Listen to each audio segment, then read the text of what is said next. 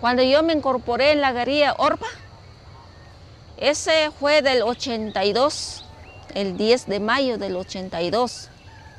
Yo fui a la montaña soltera, no tenía marido, tenía 24 años cuando me incorporé en la guerra.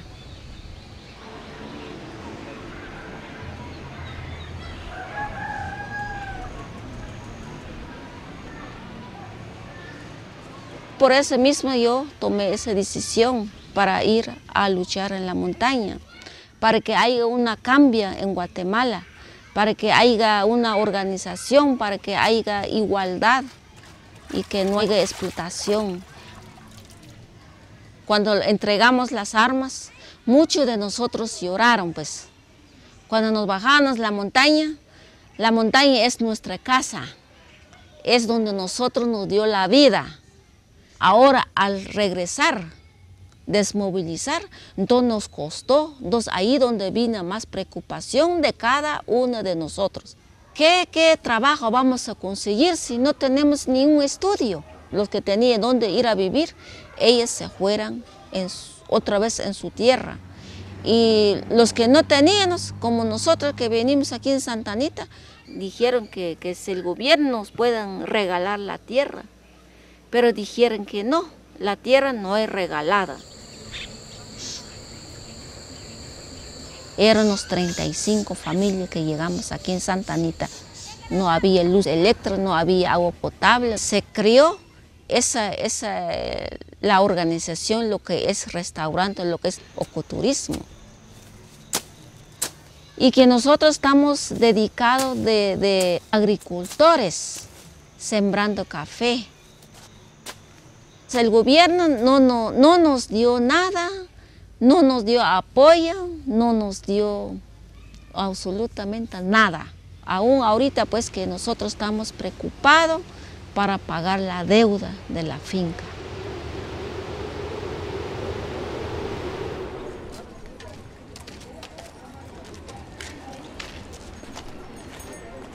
Guatemala es una sociedad escindida donde los pueblos indígenas han sido sometidos no solo al tema del racismo y la discriminación, sino sobre todo a la explotación económica.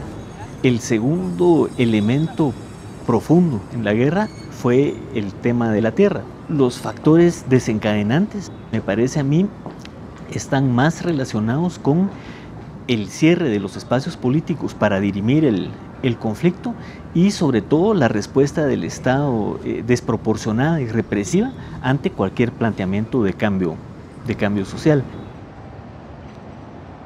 El anticomunismo fue la ideología de la represión en Guatemala. Como no es fácil definir quién es comunista y quién no lo es, la definición se excedió y la violencia entonces fue contra toda la sociedad. El grueso de la represión, el momento brutal de la represión ocurrió contra sectores indígenas. La labor del ejército fue aplaudida por sectores civiles, por la prensa, por los empresarios, por políticos. Creo que en Guatemala hubo, sin ninguna duda, lo que la Comisión acordó llamar acciones genocidas, porque efectivamente hay regiones como el Ixchil, que está en el norte del país, en el que la represión liquidó el 23% de la población. Cuando la guerrilla acepta negociar, ellos plantean que lo que van a discutir y lo que van a negociar son las causas, aquellos temas o aquellos problemas que originaron el conflicto armado. Son acuerdos que lo que pretendían es cambiar radicalmente la sociedad sin necesariamente modificar sus bases materiales. El otro tema es que los acuerdos se pensaron para cumplirse de manera integral, aunque estaban desagregados en compromisos. Entonces lo que hizo el gobierno fue cada año cumplir una serie de compromisos de manera aislada. En los temas sociales y económicos sí hay mucho atraso, pero como decía antes, es el resultado de una correlación de fuerzas, porque la lógica de los acuerdos también implicaba que existiera una fuerza social y política capaz de impulsar esas transformaciones. El problema es que no la hemos logrado construir los guatemaltecos.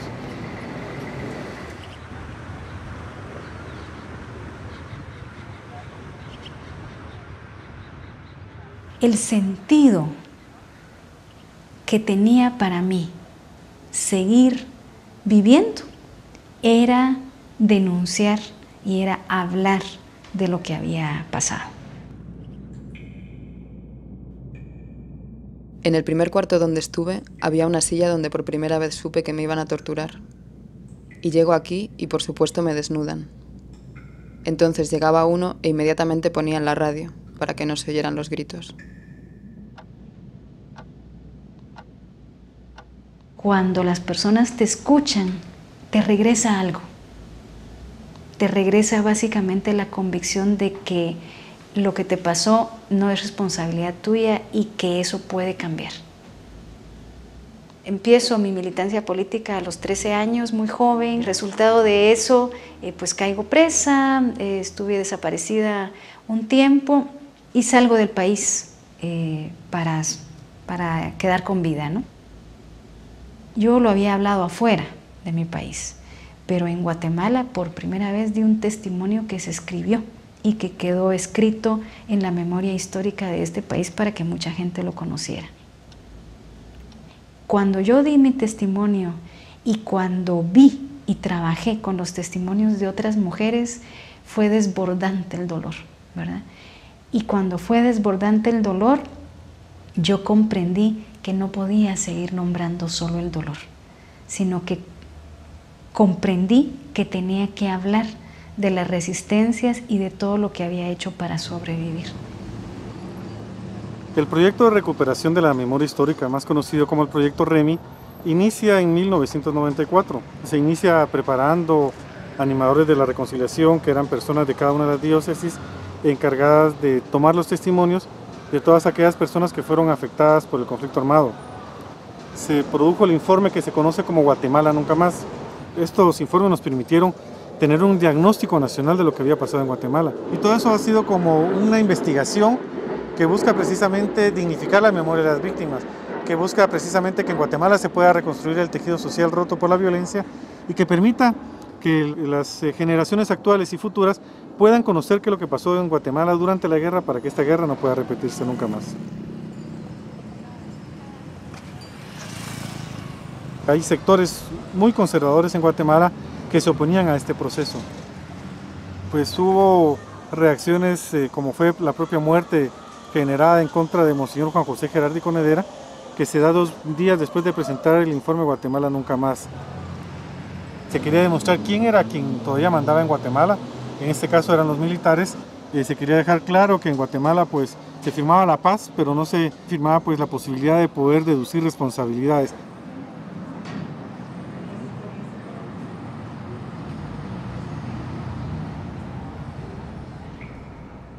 Se ha podido establecer que la Policía Nacional tuvo un papel específico dentro de la estrategia contrainsurgente.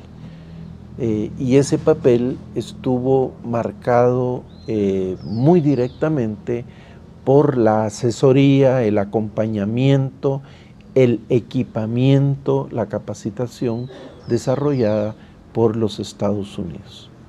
En el año 97, la Comisión para el Esclarecimiento Histórico le solicita al gobierno acceso al archivo de la Policía Nacional.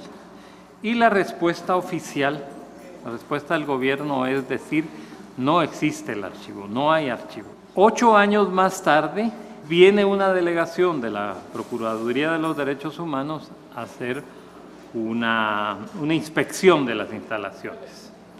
En ese proceso se descubre el archivo que 8 años antes había sido negado.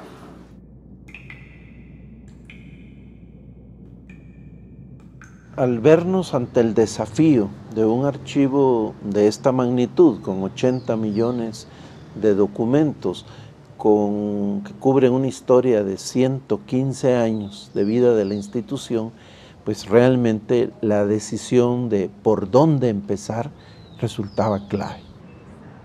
El periodo más cruento, el periodo en el que todos los indicadores de las violaciones a los derechos humanos, desaparición forzada, ejecuciones extrajudiciales, tortura, violaciones sexuales con fines represivos, sustracción de niños, todas esas estadísticas terribles se disparan entre 1975 y 1985.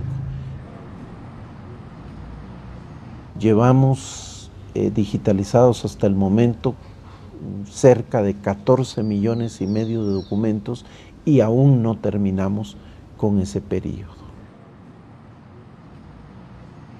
Hay registros que permiten establecer claramente control sobre los ciudadanos, cientos de miles de fichas elaboradas por la policía, documentos que, aunque no utilicen el concepto de tortura o el verbo torturar, se puede deducir claramente que es eso lo que se estaba practicando.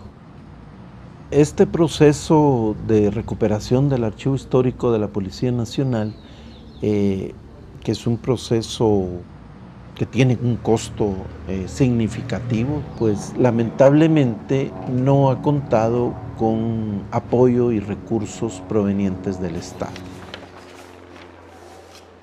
Todos los días fiscales del Ministerio Público nos están requiriendo información que ha resultado clave para que procesos judiciales que estuvieron empantanados por décadas han empezado a caminar a partir de esta información.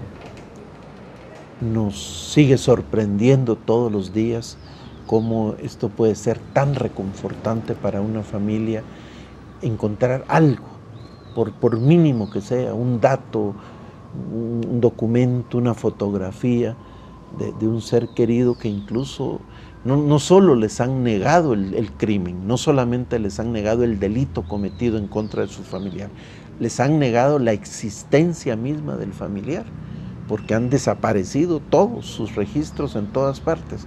Encontrar aquí alguna información tiene un valor reparador enorme. Guatemala es una sociedad enferma. Pasamos del conflicto armado a unas negociaciones de paz en donde pensábamos que las negociaciones o que la firma de la paz iba a cambiar esa emocionalidad y las condiciones sociales, políticas y económicas, lo cual eso no fue así. Tenemos ahora un gobierno militar con un presidente que participó en la guerra. Solamente aquí en Guatemala, no que en otros países en donde han tenido problemas de contrainsurgencia. La población civil es a la guerrilla lo que el agua es al pez. En este caso, la guerrilla no puede subsistir si no tiene el apoyo y la colaboración de la población. Estamos regresando a formas violentas y represivas de resolver los conflictos desde el Estado. No podemos permitir que regresen gobiernos militares como el que tenemos ahora. Y eso solo va a depender de que esta sociedad salga del miedo y salga también de la confianza que se tiene en que la violencia resuelve los conflictos. Hay una posición desde el Ejecutivo en la que se afirma que en Guatemala no hubo genocidio. Son palabras que ha dicho tanto el presidente como el secretario de la Paz. Producto de los acuerdos de paz se firma una amnistía. Sin embargo, en su artículo 8 deja muy claro que delitos de lesa humanidad no pueden ser amnistiados en el país. Esto es congruente con la jurisprudencia internacional que existe en el mundo. Por tal motivo, los delitos como genocidio están fuera de la protección o la inmunidad que daría la amnistía.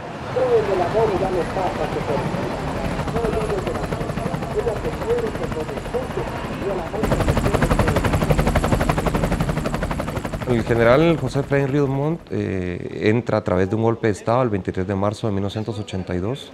Durante el periodo de él se continúa con una política de exterminio en las comunidades, sobre todo en las comunidades mayas, que es lo que la Comisión de Esclarecimiento Histórico de Naciones Unidas en Guatemala califica el momento en que se perpetúa el genocidio en Guatemala, que va del 1981 a 1983. El que tenga armas contra la institución posesión de armas tiene que ser fusilado. Fusilado y no asesinado. ¿Estamos? En el año 2001 se presenta la querella contra el general Ríos Montt, su ministro de la Defensa, que era el general Óscar Humberto Mejía Víctores, y el jefe de Estado Mayor, el general López Fuentes. Estas querellas prácticamente entran en un stand-by en el país durante muchísimos años. En el 2009-2010 el Ministerio Público se involucra de una forma más activa dentro de los casos, hasta llegar en este momento que estamos ya en una fase procesal en tribunales. Bajo esas circunstancias le pregunto, ¿desea usted pronunciarse sobre esos hechos o prefiere guardar silencio? Prefiero guardar silencio. Muy bien.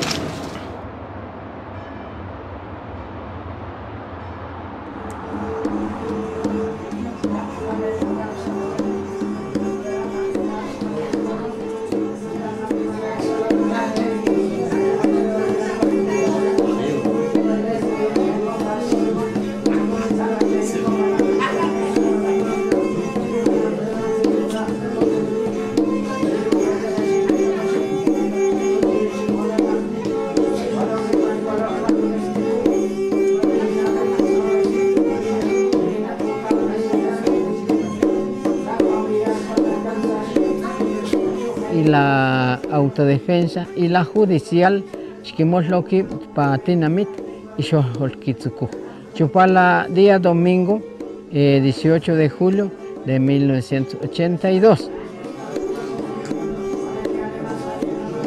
Wana na iglesia na capita, guaraje que es uribuna atzishel. Irire kukohku wa que lo uralab que realit y se con una militar que bercha ari at que guague siguiera la calle va.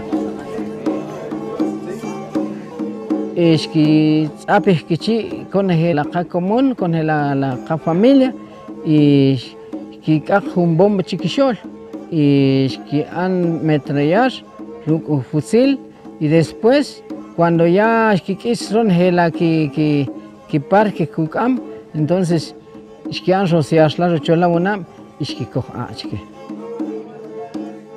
conoce chiconoce la checa msashura más de 160 sé que 160 más digamos chiron hewa familia y ajuara ya huminak sixkanhe.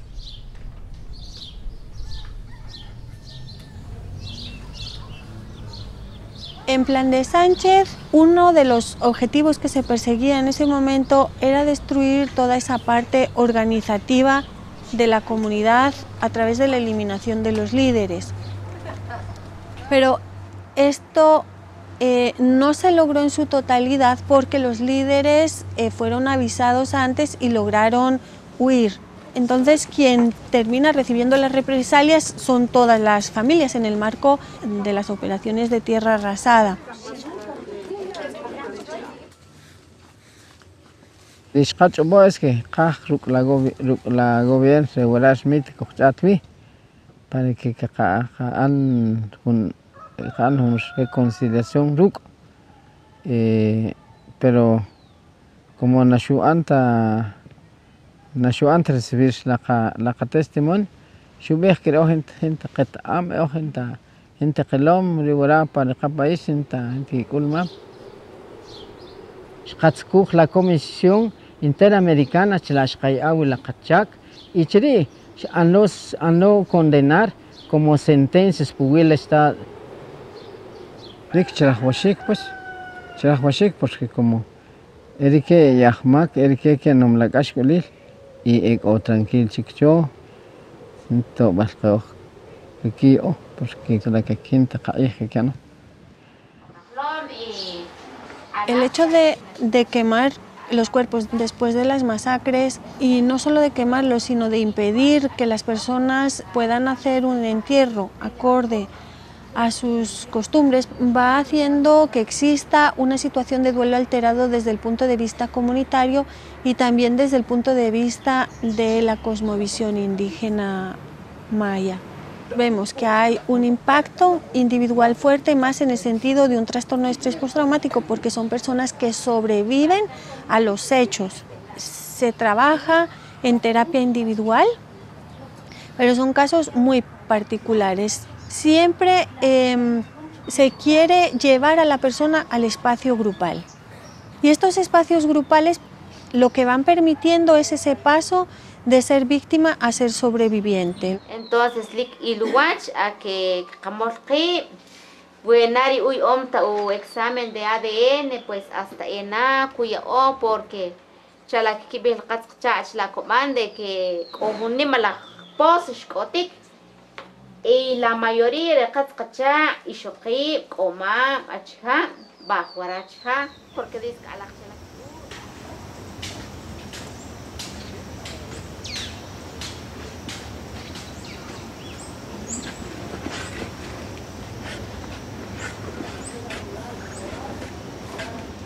Guatemala ahora, hoy en día, es uno de los países con tal vez mayor experiencia en la recuperación e identificación de cuerpos esqueletizados de personas que son víctimas de un conflicto armado. Estamos hablando de 45,000 desaparecidos. Hay más desaparecidos, víctimas de desaparición forzada en Guatemala que en el resto de Latinoamérica junto. Y el reto hacia el futuro es ese: cómo logramos acceso a trabajar en los destacamentos militares, cómo logramos acceso a los documentos oficiales del Estado, cómo logramos que las familias de las víctimas desaparecidas confíen en nosotros para darnos sus muestras genéticas. Actualmente estamos trabajando en lo que es la antigua base militar número 21, ubicada en Cobán. Y a través de la orden de un allanamiento de un juez, se está trabajando en el interior, donde testigos han señalado al menos 9 áreas. En un área ya encontramos 21 fosas y hemos exhumado de esas 21 fosas más de 250 cuerpos. Una de ellas tenía cuerpos de mujeres y niños que se piensa que provienen de otros lugares de Baja Verapaz y que eran capturados y trasladados a estos lugares también, ¿verdad? Esa ropa corriente que veo yo. ¿De lana? Ajá. Creo que no, esto es tela, doña. Es tela, no es un suéter de lana. Una camisa. Pareciera, vamos a sacar un poco. Sí, tal vez. Los familiares casi siempre nunca olvidamos cómo salió el ser querido el último día que lo vimos. Y muchas veces en las exhumaciones se encuentran, por ejemplo, la ropa, que no pierden el color. Pero ya tenía la parte de... Fandegua, su primordial objetivo es la denuncia, ¿no?, de violaciones a los derechos humanos y específicamente la exigencia de saber qué pasó con los desaparecidos. Estudiaba en Humanidades, estaba por sacar ya su cartón de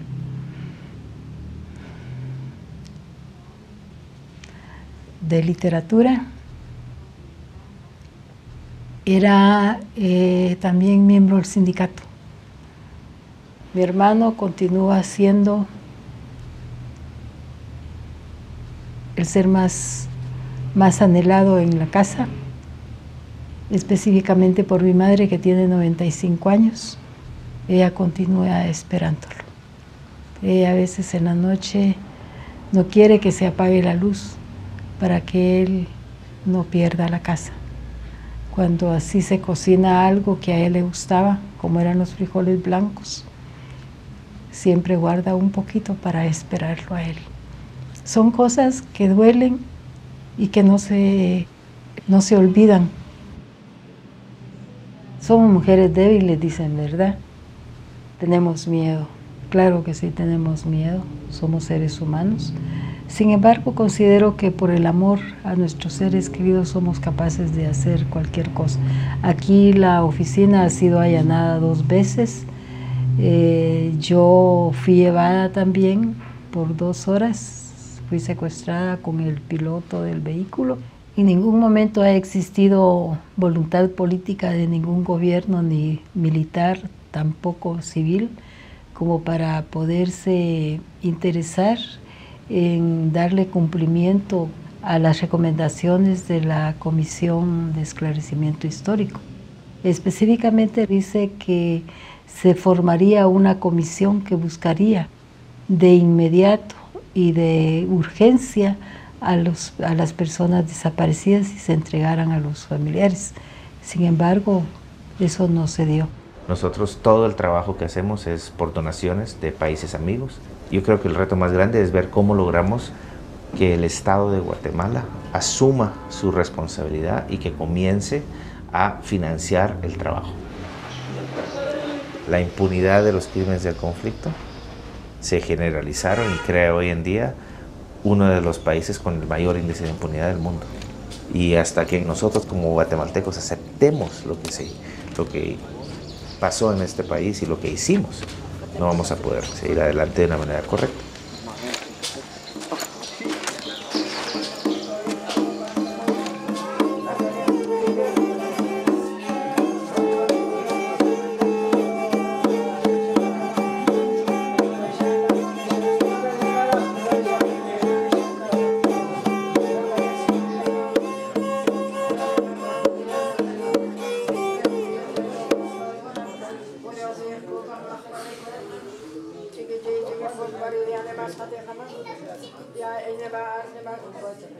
Ay,